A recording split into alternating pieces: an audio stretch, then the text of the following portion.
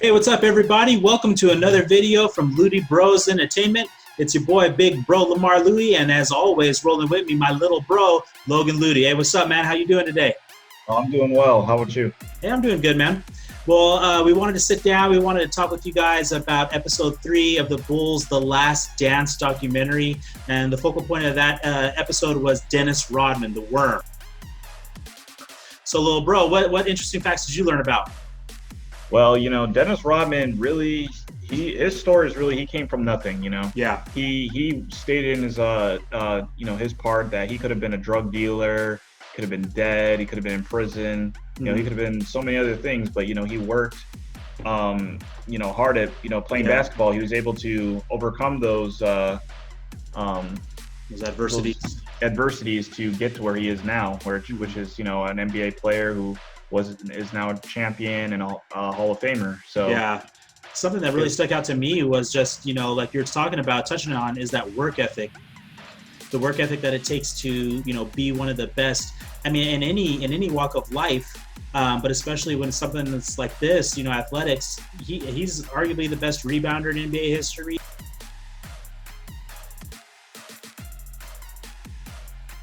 He's up there. Top 5 defensive players of all time, if not the greatest defensive player of all time. I mean, you saw the accolades they were putting on him there in the documentary. I think it's awesome, to see things from his viewpoint. Something that I really like that they're doing in this documentary is that they're telling 2 stories at once. They're telling how the team was created and how the guys, Michael Jordan, Scottie Pippen, Dennis Rodman, now how they grew up. And how their pathway towards this team, but then they're also sharing the story of that last team, the Last Dance, and that last final season together. And I really think that's a great way to introduce a lot of people who maybe they knew. I mean, myself, I knew about these guys back then, but you don't know as much as what they're giving us now. So I thought that was just a really good take on it.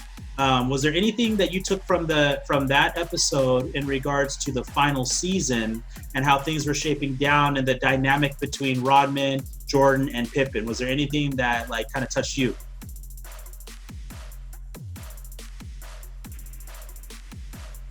Well, what was interesting, as when Scottie Pippen came back from injury and his whole trade scenario was over with and he was back with the team, Dennis Rodman kind of fell out of the loop because in the beginning it was just him and Jordan. It was just them two basically carrying the team until Scottie got back, and then when Scottie got back, he kind of fell out of the loop, was unfocused.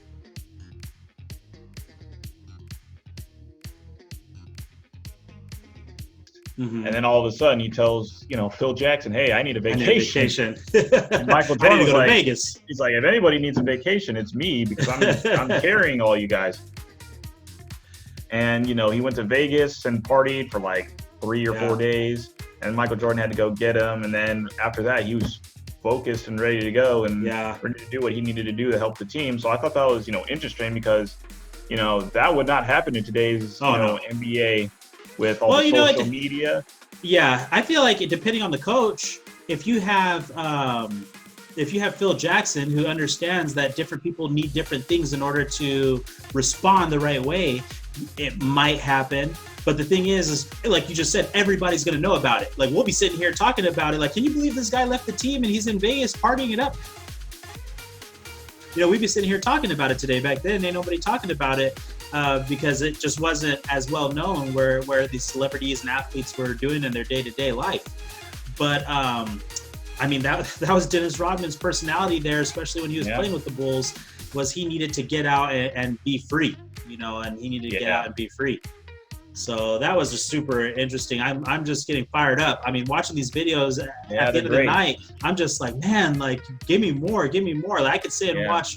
I could just keep watching. Yeah, me too. So I really did enjoy that. Another thing that I really liked, and I'm gonna put a card up here in the corner for when we were talking with Dad about it, was seeing Dennis Rodman rejecting Kareem relentlessly, multiple blocks. I mean, he was just a defensive mastermind. And you know what? There was one small little segment where Dennis Rodman was talking about how he rebounds and how he was saying, if Michael Jordan shoots it, it's going to bounce here. If Magic shoots it, it's bouncing this way. If it comes off his hand, and he's showing you where he would go. He already knows. Right. Like, and something that fires me up is I'm watching him, and you could tell he was getting fired up talking about how he was rebounding. That was something that was driving him. And me as a fan, I'm sitting at home and I'm getting fired up on my couch. Like, man, this guy's pumping me up. I want to go in the backyard and grab some rebounds or shoot some shots or something. Like, it was getting me pumped up, you know? Yeah, he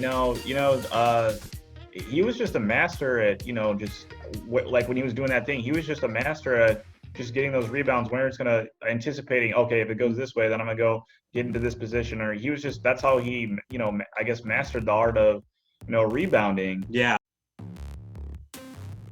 And, that's, you Chairman can't of the teach that boards. every day.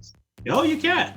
Yeah, and he studied hard on the films so he would know, all right, he's going to shoot like this, so I need to be in this position, and for both defensive end and offensive end. So it's like you said earlier, it helps with their his work ethic was just on the same levels as Michael Jordan's, and I think that's a very good point. That's a very good point. That's often overlooked. Is we're talking about one of the greatest teams, if not the greatest team in NBA history, and a lot of times we do give all the credit to Jordan, which he does deserve. He deserves what he gets. But when you can't overlook what Pippen brought to the table, you can't overlook what Rodman brought to the table, you can't overlook what Phil Jackson brought to the table. Because if it was any other coach and he didn't connect with Rodman, then you're not going to be able to control Rodman. You're not going to have that defensive anchor. You're not going to have that rebounding monster. Who knows if Bulls win? And that's the thing that a lot of people kind of forget when when you're talking Jordan. It's not always a given that a Jordan team is going to win just because they have Jordan. You have to look at how the team's constructed. So when we were talking about the other day, with Dad and everything like that, it's not something that you can just say, oh, they win because they got Jordan. You do got to look at all the pieces that the team put together. And it's unfortunate for Jerry Krause because he put that team together, but then he decides to go ahead and blow it up. And I mean, that's my underlying course. Go ahead. It's interesting because with how they've been doing this, they've been starting off at the end and then going back towards the beginning, and then and then they have showed the scenes of like everyone's having a great time, they're playing, they're winning games, and they fast forward to the to 98, and it's Jerry Krause wants to get rid of the team. And Jerry Krause talking about this is gonna be Phil Jackson's last year. And it just continues to baffle me of why would you break up, arguably the greatest team to ever come to the NBA, which potentially, I mean, they're ruling the East basically, and they just have to deal with whoever comes out West, which at the time wasn't many world-beating teams out there besides maybe like the Rockets, which they had trouble with. But I mean, like they had potential to win 2 more titles at least. I feel like, and Jerry Krause just wanted to take matters into his own hands and act like he was the mastermind and take all the credit. Well, if we're gonna speculate on how many titles they could have won, and I mean we could do a whole segment on that, which I would love to sit down with you and do. But I'm just going to do it real quick. I mean, they won that last one. Then you have the Spurs winning in the lockout shortened season, which I think the Bulls, even at their advanced age, because they were getting older, there's no doubt about that. They were an older team. But if it's a lockout shortened season, then I'm going to favor them. Then the next year you get the matchup of Lakers and Bulls, because the Lakers came out the next year. Now you have that prime Shaq that we debated on, and you have that young Kobe Bryant. The thing is that when we did the hypothetical between the two teams, we were just picking them from out of their years and then putting them into the battle. If we have a Bulls team that continued playing for 2 years and then they're running into that Lakers team, it might be a different outcome. Then after that point, it might be a different outcome, because then you've got 2 more years of wear and tear on Jordan. You got 2 more years of wear and tear on Kobe. Phil Jackson's voice in the locker room, they might have been blocking him out. But then that's another thing. Phil Jackson might not be coaching the Lakers if he's still coaching the Bulls. So then we might not see that development. So when we sit down to do that, what if situation, all those factors are going to come into play to determine how many, just how many more rings the Bulls would win. But for sure, I'm positive that they win in that lockout shortened season if the team stays together, if everything stands pat. So, was there any other final thoughts that you had about the whole Rodman focused episode? Anything?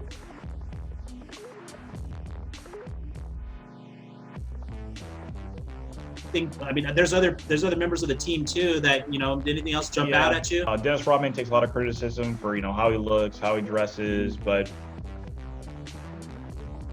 he's really a nice stand-up dude or a cool dude. I mean, he may do different things than we typically wouldn't do, but it's all for a purpose for him. Mm-hmm. It's for him trying to be him, and that's cool, and that's good inspiration for people who at a young age are trying to find themselves, and there's a prime example of what someone like that who can be.